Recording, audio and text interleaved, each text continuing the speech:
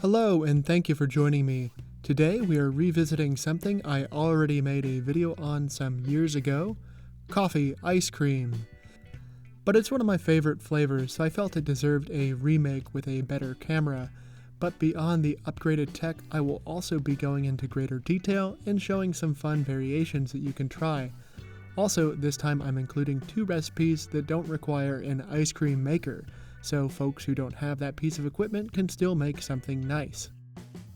Just a brief overview, we will be making a traditional custard-based ice cream using real coffee, a slightly easier Mocha chip version that uses instant coffee instead of beans and adds in chocolate curls, and for those without an ice cream maker, we use a Pâte bombe foundation to make a frozen mousse that has a different yet satisfying light texture, a recipe that comes courtesy of talented Irish chef JR Ryall.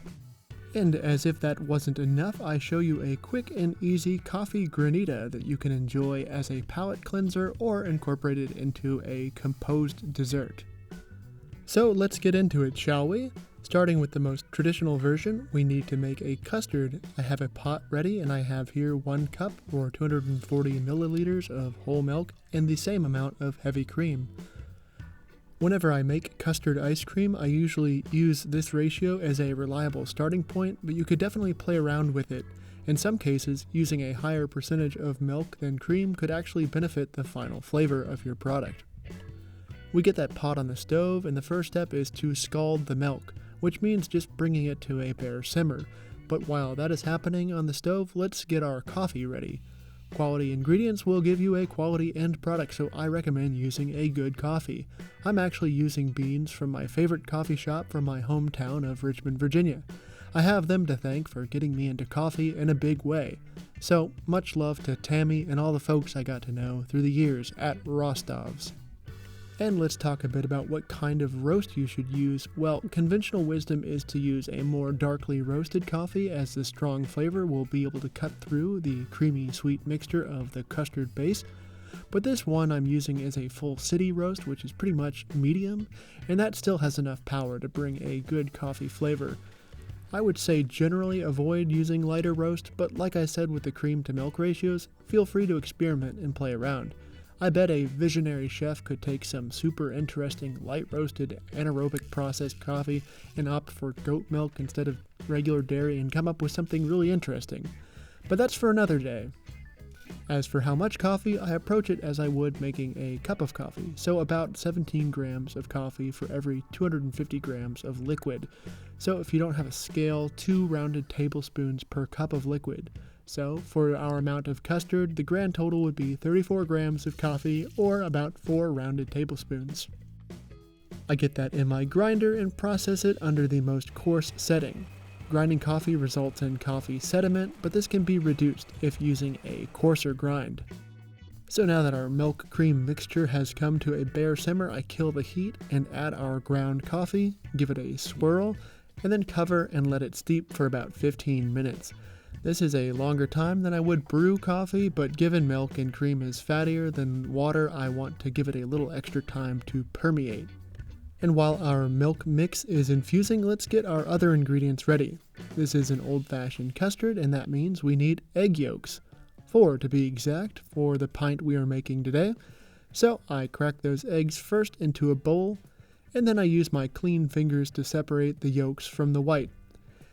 I find this is easier than using the eggshells, but just do whatever is most comfortable for you.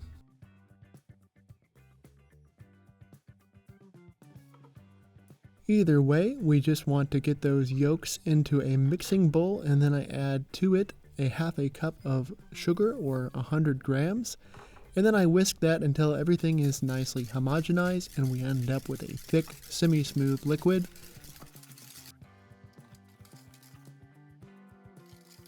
Now we can set that to the side for a moment while we go to strain our infusion.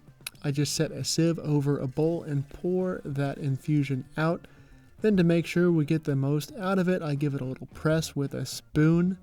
Now to incorporate the infused mix into our egg yolks, and this milk mix is still pretty warm and we don't want scrambled eggs, so in classic fashion I'm drizzling in slowly at first and pouring a bit faster towards the end. And as promised, there is a bit of coffee sediment left at the bottom of the bowl, and it's up to you to decide what to do with this. You can toss it, but if you enjoy having little bits of coffee in there like I do, use a spatula and scrape that into the mix. It's kind of like intentionally leaving little bits of potato skin in your mashed potatoes to be like, hey look pal, this didn't come from a box. Anyway, with our two mixes brought together, we want to get that back in a pot, and that pot goes onto the stove just over medium heat. And at this point we want to stir continuously to avoid curdling on the bottom. And we will keep heating and stirring until the mixture reaches 80 degrees Celsius or 170 Fahrenheit. And once we reach that target temperature, I take the pot off the stove and transfer the custard base to a bowl to allow it to cool. I leave it on the counter for a bit just so it's not so hot when it goes into the fridge to finish cooling. And once it goes into the fridge, I will occasionally give it a stir to help the cooling process along and to prevent a skin from forming. And it's important not to rush this step because you really want the mixture to get cold. The style of ice cream machine that uses a frozen bowl won't work if the custard is too warm, and then you'll have to wait for the bowl to freeze again, and then this takes more time, so just be patient. But once we have proved our patience and the custard base is cold, we can get out our ice cream maker and set it up on the counter. Then it's as simple as pouring that mix in and letting it run. First, it will reach a sort of milkshake consistency, but let it keep rolling and eventually it will firm up even more and sort of clump up on the paddle. That means you are ready. Well, almost. The ice cream is still quite soft, so it needs to finish setting in the freezer. I turn the machine off, get the bowl separated, and scoop out that ice cream into a container. Then that gets stored in the freezer for at least 4 painful hours. But you can take a little taste before you pack it away. And that is the last test of patience. Once the ice cream is fully set, you can serve it as you like. I typically scoop it into my little espresso cup and enjoy it as is, but there you have it for the most classic version of coffee ice cream. So, moving on, this Mocha chip version is still based on a custard, so I will go a little faster this time around. Again, we are making a pint, and so I'm starting with half heavy cream and half whole milk. We scald that on the stove, and then for added convenience, we turn to instant coffee. You won't end up with bits of coffee in the final product, and some folks might actually prefer the more generic coffee taste that comes with most instant coffees. So I just dissolve a couple of spoons in our scalded milk. Make sure you give it a taste because you might want it a bit stronger like I did. And with instant coffee, that's an easy adjustment to make. So then we proceed as before. I separate out 4 egg yolks, whisk that in a bowl with 100 grams or half a cup of sugar, drizzle in half of my hot coffee milk, and now the eggs have been tempered. I pour the rest of them into the pot. Pot goes on the stove and we heat over medium, stirring constantly until we reach the target temperature of 80 degrees Celsius or 170 Fahrenheit.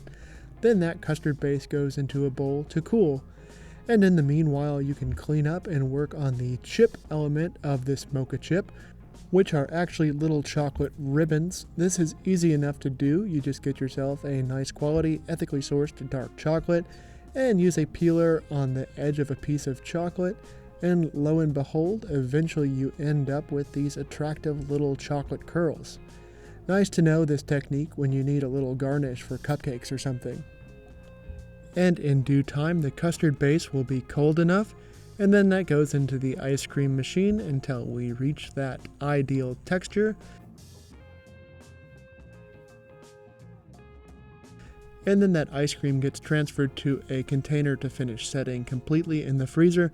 But because this is Mocha chip, I put about half of the ice cream into the container, then add a good few spoons of chocolate ribbons, stir the ice cream up a bit, Add the rest of the ice cream, some more chocolate curls, a few more stirs, and then it's off to the freezer to finish setting. So even though I'm a bit of a coffee snob, I actually really ended up liking the taste of this ice cream. Also, if you really don't like having little bits of grit from real beans, this would be the way to go. It goes to show that there is a time and a place for instant coffee, and the little chocolate ribbons really give it sort of a professional touch. But as promised, we are also going to make something that doesn't require an ice cream machine, so let's get into it. This is based on a French recipe for pâte à bombe, sorry for my pronunciation, which is basically mousse which we will fold into whipped cream before freezing. Don't panic, it's not that complicated. So I'm going to start with making the whipped cream. We need 600 milliliters of it, a little more than a pint. And because cream roughly doubles when whipped, it means we need to start with 300 milliliters or about 1 1/4 cups of it. And because I'm eating so much ice cream, I'm going the manual route for whipping this cream. It also gives me greater control for getting the right texture. I'm aiming for soft peaks here. I'm almost there, but it still falls from the whisk, so just a little bit more. And I'm happy with that. Let's just make sure we have enough. Okay, so not quite. Just a moment while I top this off. Okay, there we go. Now that can hold in the fridge while we make the mousse. In a pot, I have 50 grams of sugar and 100 grams of water, and I just bring that to a boil. The sugar will dissolve, and then we just want to keep cooking until enough water evaporates so we can get the sugar to a temperature of 110 Celsius or about 230 degrees Fahrenheit. And once there, we remove that pot from the heat and set it aside for a moment. In a bowl, I'm adding 2 egg yolks, which you now know how to separate very well. And to that, I'm adding a couple teaspoons of instant coffee powder and just whisking vigorously to incorporate. And then I just slowly drizzle in that sugar syrup. And then I keep whisking enthusiastically until the mixture becomes thick and frothy, yet looser than whipped cream. And once we get there, we can fold that sugary coffee egg mix into our whipped cream. And right off the bat, we can see how dramatically different the color is here. Yet, giving it a taste, the coffee is still coming through. But the final stage is the same. It goes into the freezer to finish setting. And with this method in particular, I feel that after fully freezing, it's important to let the ice cream sit for a few minutes at room temperature before serving. Otherwise, it can be a little brittle and hard to scoop. But with that step taken, it is no problem. You can see from looking at it that it has the classic look of ice cream, but the texture is much lighter, and the coffee flavor is more delicate as well. I don't know if you had these growing up, but it reminds me of the ice cream we would sometimes get in grade school that came in a little plastic cup that you would eat with a flat wooden spoon. Good times. But we still have one last recipe to do, and that is coffee granita, and it's the easiest one. Let's brew some nice coffee. I'll need 250 grams of it, so for me that's 17 grams of coffee to 250 grams of water.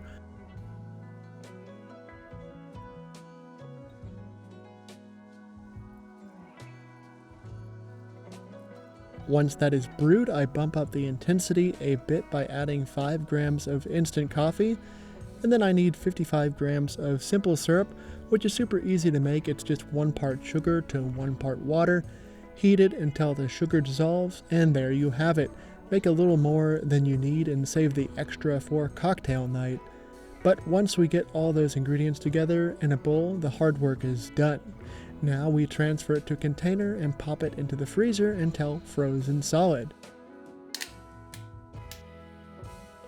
At this point, you simply take a fork and scrape at it until you get little coffee crystals. And that really is all there is to coffee granita. You can serve it as a little palate cleanser. You could make it a bit gimmicky and serve it in the bottom of a little mocha pot. Or you could serve it alongside the other 2 ice creams you made, and it can feel more like a plated dessert. At any rate, I think it's fair to say that I've given you some options today. Thank you for joining me today. I hope you enjoyed this deep dive into the world of frozen coffee-based desserts and appreciate the variety of options that I provided. If you liked the video and appreciated the depth, you can do me a solid and hit the like button. And if this kind of in-depth video is what you are into, I'm guessing it is if you made it this far, then go ahead and subscribe for more recipes just like this. And of course, comment if you have any questions about any of the processes covered in the video that you might want some clarity on. Oh, and go buy JR's cookbook.